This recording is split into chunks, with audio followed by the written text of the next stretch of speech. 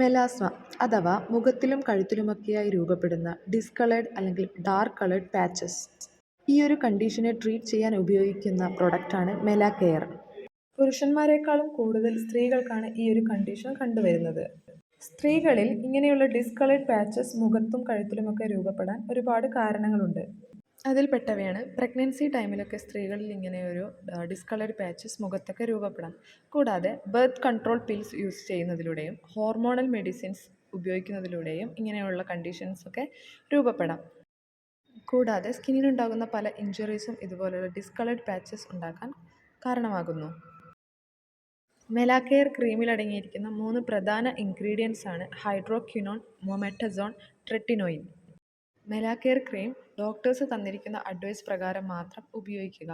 ഇതിന് ചില സൈഡ് എഫക്ട്സും ഉണ്ട്. ഇത് ബേണിംഗ്, ഇച്ചിങ്, റെഡ്നെസ് ഒക്കെ ഉണ്ടാക്കുന്നു. കൂടാതെ ബ്രസ്റ്റ് ഫീഡിങ് ചെയ്യുന്ന അമ്മമാർക്ക് മെലാകെയർ ഉപയോഗിക്കാൻ പാടുള്ളതല്ല.